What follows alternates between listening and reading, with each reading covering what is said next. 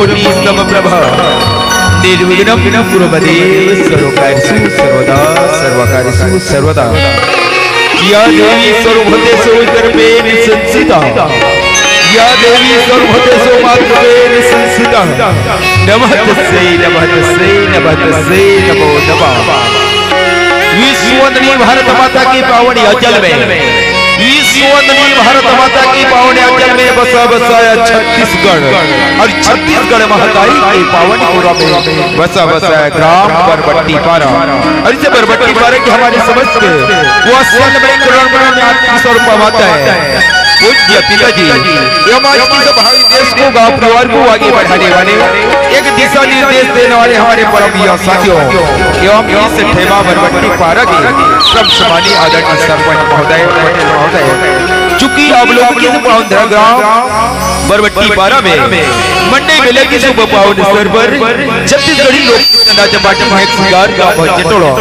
Post जिला बालक के कलाकारों को आप लोगों ने सादर आमंत्रण किया है। इनके लिए अब सभी 30 चरणों को समस्त कोटि कोटि नमन अर्पित करती है कोटि कोटि नमन अर्पित करती है। लेकिन वास्तव में मेरे दोस्तों इस तरह से छोटा सा गांव में इस तरह से आयोजन होना एक हौसले की जज्बा कहा जाता है।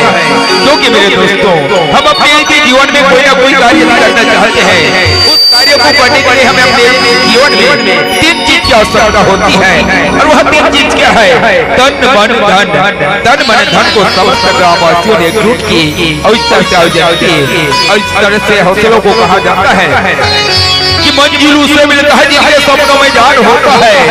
मंजिल उसे मिलता है जिसके सपनों में जान होता है। हौसला यदि बुलंद हो मेरे दोस्तों तो बिन पंख उड़ान होता है बिन पंख उड़ान होता है। अब यह कर दिखाए समस्त ग्रामवासियों ने और आइए समय को ध्यान में रखते हुए समय को गति प्रदान करते हुए इस कार्यक्रम का शुभारंभ करने के पूर्व मैं यह कहना चाहूंगा कि आइए गजानन गणपति की चरणों को वंदन करते हुए कि आइए गजानन गणपति की चरणों को वंदन करते हुए इस कार्यक्रम का शुभारंभ करते हैं कि क्यों नजर आते हैं आसमान में सितारे कि क्यों नजर आते हैं आसमान में सितारे। और आप सब यहाँ पधारे तो हमें ऐसे लगा मेरे मित्रों जैसे सुदामा के घर श्री कृष्ण पधारे सुदामा के घर श्री कृष्ण पधारो। आइए इसी आशा विश्वास के साथ छत्तीसगढ़ी लोक नृत्य नाचपा के श्रृंगार टोला की सादर सादर प्रस्तुति। लेकिन सभी दर्शक दीर्घा से एक विशेष निवेदन है।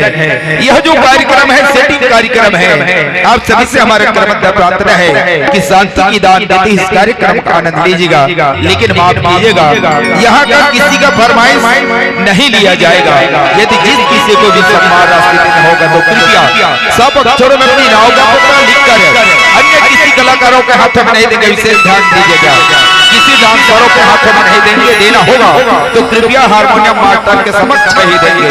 ये विशेष ध्यान दिएगा। और आइए इस कार्यक्रम के शुभारंभ करने के पूर्व एक जयकारा होना चाहिए। प्रेम से बोलो शीतला माता की जय।